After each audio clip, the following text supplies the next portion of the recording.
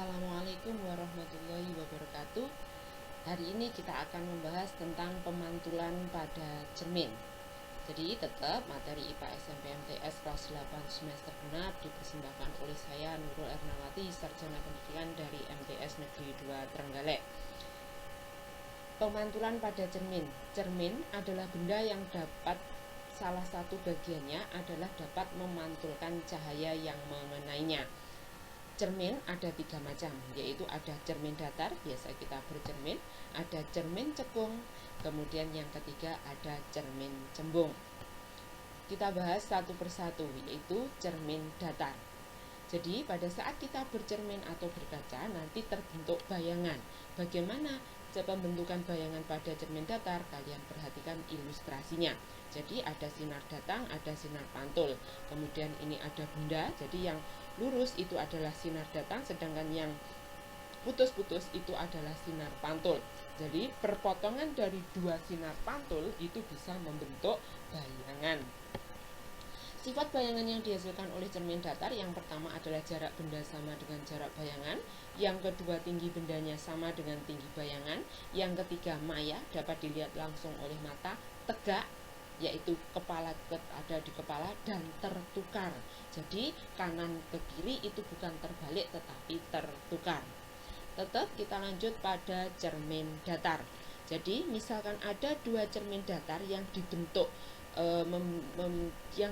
dengan sudut tertentu, misalkan ini ada dua cermin datar, kemudian ini membentuk sudut 90, maka nanti akan terbentuk bayangannya tidak hanya satu, tetapi berapa? Kita lihat dengan menggunakan rumus N sama dengan 360 per alfa min 1.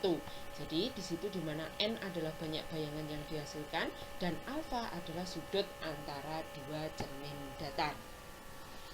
Kita lanjut ke cermin cekung atau disebut dengan konveks. Kenapa konveks? Cermin cekung sifatnya adalah mengumpulkan cahaya yang mengenainya, sehingga cermin cekung juga disebut dengan cermin positif. Kita bahas satu persatu bagian-bagian cermin cekung dan pembagian ruang. Ini ada cermin cekung, kemudian ada sumbu utama. Antara cermin terhadap titik fokus ruang 1, antara fokus dengan P atau M atau jari-jari atau titik pusat kelengkungan cermin itu adalah ruang 2. Kemudian setelah jari-jari, lebih dari jari-jari, ruang 3. Di belakang cermin itu ruang 4. Kemudian sinar istiwa pada cermin cekung. Yang pertama adalah sinar datang sejajar sumbu utama dipantulkan melalui fokus. Kemudian yang kedua, sinar datang melalui fokus dipantulkan sejajar sumbu utama, kebalikannya. Dan yang ketiga adalah sinar datang melalui titik pusat kelengkungan cermin dipantulkan melalui titik itu juga. Pembentukan bayangan pada cermin cekung atau konveks, misalkan di sini benda di ruang 2, kalian perhatikan ilustrasinya. Jadi menggunakan sinar datang sejajar sumbu utama dipantulkan melalui fokus. Dan yang kedua adalah sinar datang melalui titik fokus dipantulkan sejajar sumbu utama. Benda di ruang 2 nanti bayangan ada di ruang 3. Karena menurut dalilnya Esbah menyatakan bahwa jumlah ruang benda ditambah ruang bayangan sama dengan 5. Jadi kalau bendanya di 2 maka bayangan ada di ruang 3. Sifat bayangan yang terbentuk bagaimana kalau benda di ruang 2 dan di ruang 3? Benda di ruang 2, bayangan di ruang 3, yaitu nyata, terbalik, diperbesar. Kita lanjut ke yang kedua, cermin yang ketiga. Kita lanjut cermin yang ketiga, yaitu cermin cembung atau konkav. Pembagian ruang pada cermin cembung kebalikan dari pembagian ruang pada cermin cekung. Jadi di depan cermin itu adalah ruang 4, di belakang cermin ada ruang 1, 2, dan 3. Antara cermin dengan titik fokus ruang 1, antara fokus dengan jari-jari ruang 2 lebih besar dari jari-jari ruang 3, sehingga pada cermin cembung benda selalu di ruang 4. Bayangan nanti di ruang berapa? Ruang 1 berdasarkan dalilnya Esbah.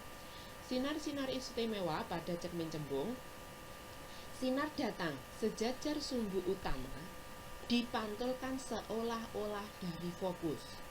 Sinar yang kedua adalah sinar datang seolah-olah menuju fokus dipantulkan sejajar sumbu utama. Dan yang ketiga, sinar datang seolah-olah menuju titik pusat kelengkungan cermin dipantulkan melalui titik itu juga. Itu adalah sinar-sinar istimewa pada cermin cembung atau konkav atau lensa atau cermin divergen. Cermin cembung disebut juga dengan cermin divergen. Fungsinya menyebarkan sinar yang mengenainya. Sedangkan perhitungan atau rumus pada cermin, kita lanjut pada pembentukan bayangan pada cermin cembung atau konkav. Seperti tadi, benda selalu berada di ruang 4. Benda di ruang 4 dengan menggunakan sinar datang sejajar sumbu utama dipantulkan seolah-olah dari fokus. Sinar datang seolah-olah menuju fokus dipantulkan sejajar sumbu utama, sehingga nanti perpotongan perpanjangan dari dua sinar pantul nanti akan menghasilkan bayangan maya, tegak, dan diperkecil. Itu adalah sifat bayangan pada cermin cembung atau cermin konkav. Kita lanjut pada rumus pada cermin cekung dan cermin cembung. Pada prinsipnya, rumus yang digunakan pada cermin cekung dan cermin cembung sama, yaitu 1/F sama dengan 1/SO plus 1/SI, atau benda ditambah dengan bayangan, di mana yang namanya jarak fokus itu adalah setengahnya dari jari-jari. Sedangkan perbesaran bayangan yang dihasilkan itu adalah harga mutlak dari SI per SO atau harga mutlak dari HI per HO. Tinggi bayangan dibagi dengan tinggi benda. Di situ F adalah jarak fokus, R adalah jari-jari cermin, M adalah perbesaran bayangan, SO adalah jarak benda, SI adalah jarak bayangan, HO adalah tinggi benda, dan HI adalah tinggi bayangan. Yang harus kalian perhatikan adalah fokus. Nanti jika cermin yang digunakan adalah cermin cekung, maka fokusnya akan bernilai positif. Sebaliknya, jika cermin cembung, maka nanti fokusnya bernilai negatif. Apabila SI atau jarak bayangan dari hasil perhitungan nanti positif, menunjukkan bahwa bayangannya nyata. Sedangkan apabila dari perhitungan SI-nya negatif, menunjukkan bayangan maya. Contoh soal. Sebuah benda tingginya 4 cm berdiri di depan cermin cekung pada jarak 24 cm. Jika jarak titik api atau fokusnya adalah 8 cm, hitunglah jarak bayangan, perbesaran bayangan, tinggi bayangan, dan lukis serta sifat bayangannya. Dari soal dapat diketahui cerminnya adalah cermin cekung, berarti fokusnya positif. Tinggi bendanya adalah 4 cm. Jarak bendanya adalah 24 cm dan fokusnya 8 cm. Yang ditanyakan adalah yang A, SI, yang B adalah M, yang C adalah HI, dan yang D sifat bayangannya atau lukisannya.